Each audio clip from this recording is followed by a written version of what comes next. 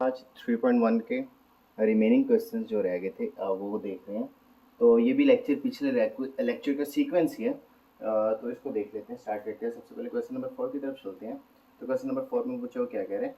Question number 4 में वो कह रहे हैं कि if is there any set which has no proper subset. तो क्या दुनिया में ऐसा कोई सेट एग्जिस्ट करता है कि जिसका कोई सबसेट ना हो? If so name that set. तो अगर ऐसा है तो बताओ वो कौन सा सेट है जिसका कोई प्रॉपर सबसेट एग्जिस्ट नहीं करता। तो हमें पता है ना, वो सिर्फ एक एम्प्टी सेट है। तो एक एम्प्टी सेट का तो कोई प्रॉपर सबसेट नहीं ना होगा, यानी ऐसा कोई उसका एम्प्टी सेट के अंदर ऐसा कोई मतलब सबसेट नहीं ना बनेगा जो उसको इंक्लूड ना करता हो। तो yes, so yes, there exist a set which has no proper subset. That set is empty set लिख लो और उसके अंदर फाइल लिख लो, दोनों का मतलब एक ही है। ठीक हो गया। अब अगला बच्चों, अगले क्वेश्चन में वो क्या कह रहे हैं। अगले क्वेश्चन में वो कह रहे हैं कि what is the difference between, ये एलिमेंट ए बी है एक सेट के अंदर पड़ा हुआ और ये सेट है और उसके अंदर एक एलिमेंट पड़ा हुआ जो ए बी है। तो बच्चों ये साफ पता चल रहा है ना, ये एक सेट के अंदर एलिमेंट ए है और एक एलिमेंट बी है, और एक सेट है उसके अंदर पूरा एक एलिमेंट पड़ा हुआ है जिसको ए बी का नाम किया हुआ है। तो सिंपली यहाँ से पता चल रहा है कि ए बी इज मतलब ए बी का जो सेट है वो दो एलिमेंट्स को कंटेन कर रहा है, वाइल जो ए बी यानी ये जो सेट है इसके अंदर एक एलिमेंट पड़ा हुआ है और वो उस एलिमेंट का क्या नाम है, ए बी। ठीक है, तो यहाँ पे लिख लो A B contains the elements A and B, while जबकि the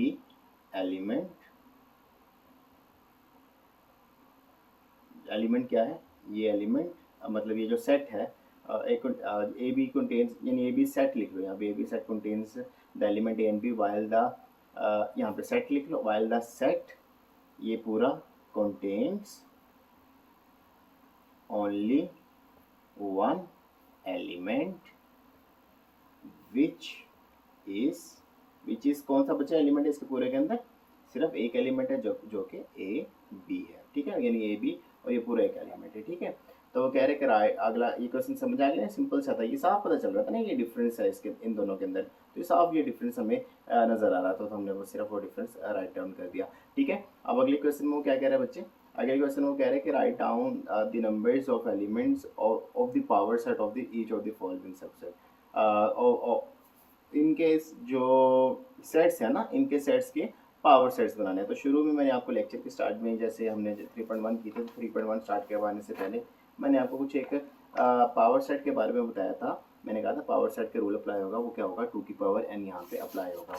तो यहाँ पे लिख लेते हैं बाय यूजिंग, बस सिर्फ नंबर बताने ना, बाय यूजिंग फॉर्मूला। फॉर्मूला बच्चे क्या है, 2 की पावर n। तो यहाँ पे है n, क्योंकि कोई एलिमेंट नहीं है तो n इज इक्वल टू 0। तो 2 की पावर बच्चे 0 आ गया, 2 की पावर 0 जाता है 1। तो इसके अंदर कितने एलिमेंट है, एक एलिमेंट है। यहाँ पे दोबारा बाय यूजिंग फॉर्मूला, फॉर्मूला बच्चे क्या है, 2 की पावर n। तो यहाँ पे कितने एलिमेंट्स है, दो एलिमेंट्स हैं। तो here n is equal to 2।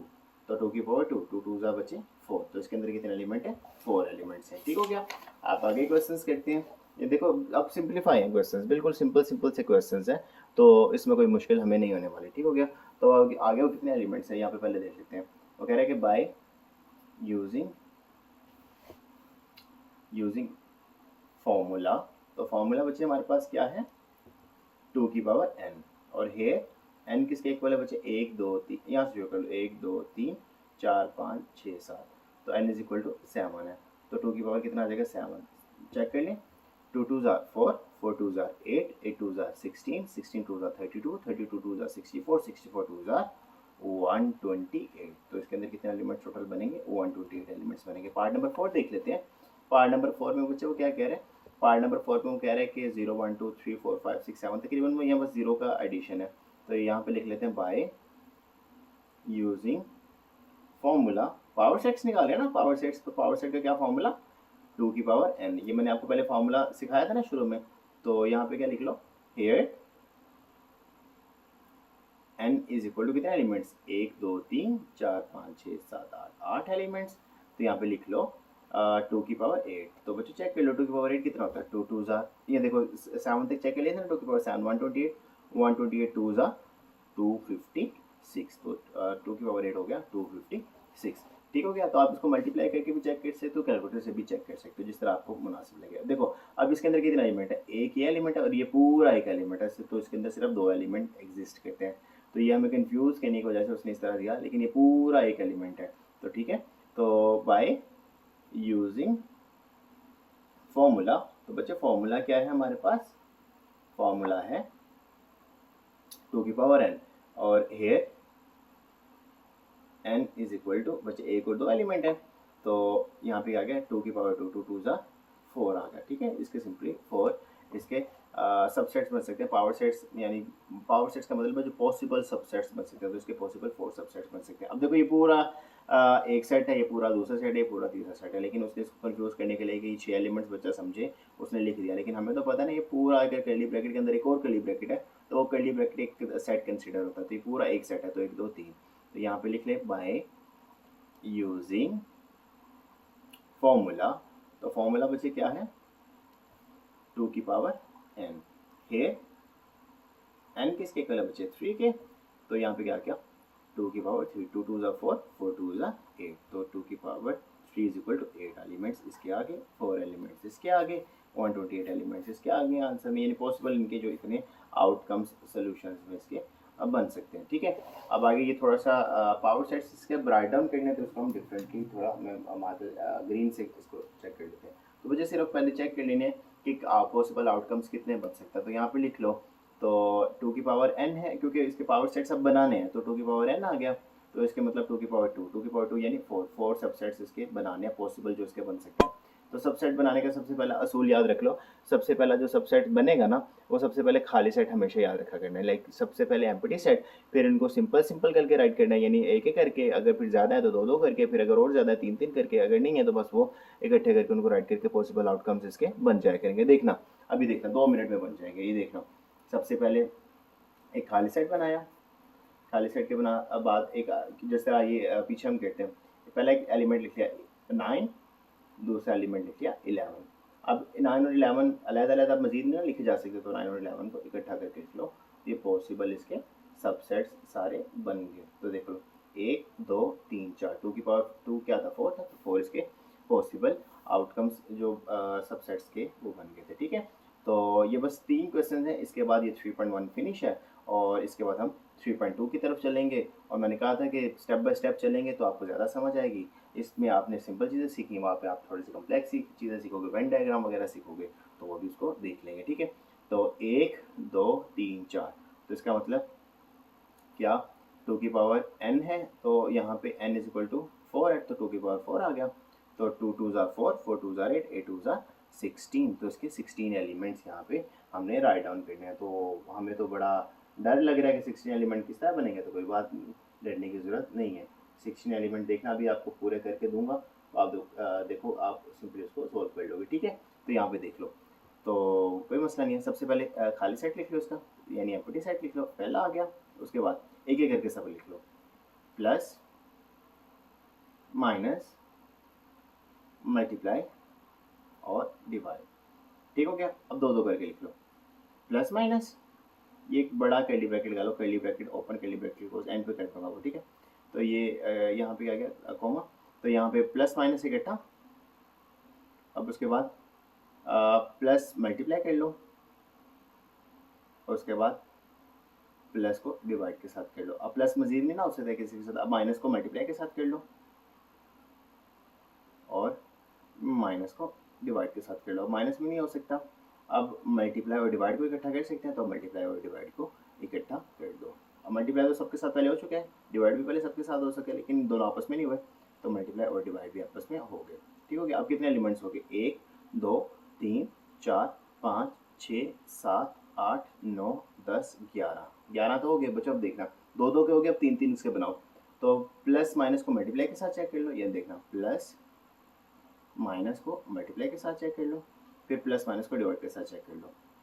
Plus ये देखो ये 8 क्लास में आप अभी ना अभी रिसेंटली जब आपने 8 क्लास को किया था, तो 8 क्लास में जब भी हमने ये चैप्टर पढ़ा था जिसमें हमने वेन डायग्राम्स और यूनिट इंटरसेक्शन लिए थे, तो आप वहाँ पर भी सेम इसी तरह का क्वेश्चन आपको नजर आया था जब हमने एक्सेस स्टार्ट की थी। तो एक्सेस के स्टार्ट में उसने पहले भी हमसे ये पूछा था क्वेश्चन, तो सेम वही क्वेश्चन है। यहाँ पे प्लस माइनस मल्टीप्लाई आ गया, प्लस माइनस डिवाइड के साथ आ जाएगा, ठीक हो गया।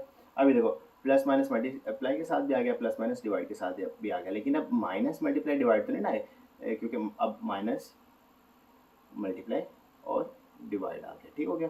तो अब एलिमेंट्स गिन लो कितने हो गए, 1 2 3 4 5 6 7 8 9 10 11 12 13 14 और 15 और 16, दो एलिमेंट्स रह गए।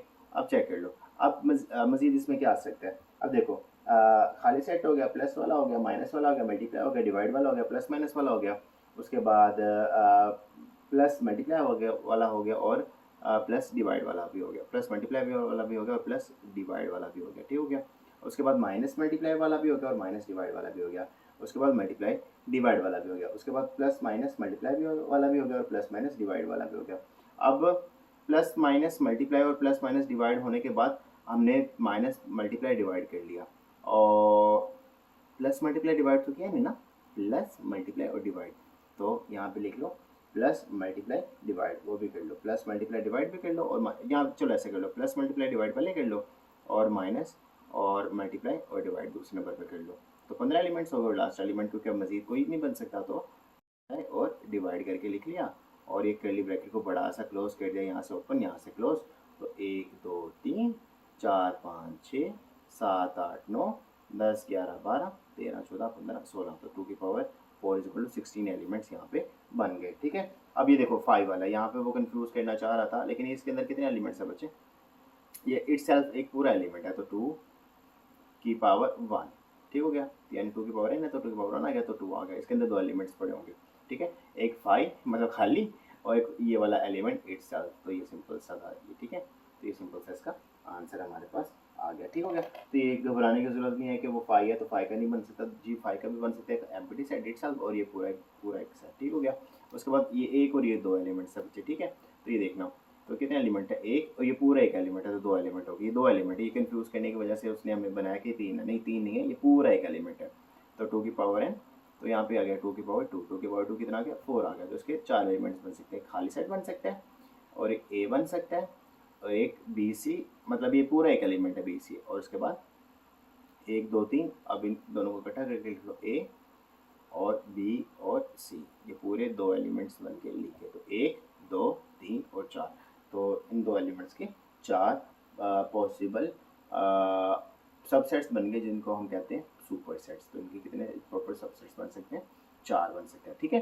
तो इसी के साथ ये जो एक्सरसाइज नंबर 3.1 है वो भी हमारी कंप्लीट होगी। तो ये एक्सरसाइज नंबर 3.1 का क्वेश्चन नंबर 7 हमने किया, ठीक हो गया। तो क्वेश्चन नंबर 1 ये देखो, मैं ज़रा दिखा देता हूँ।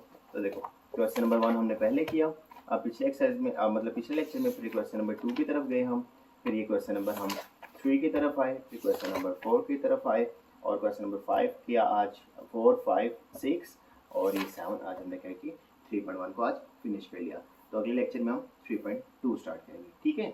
आज के लिए सिर्फ इतना ही, और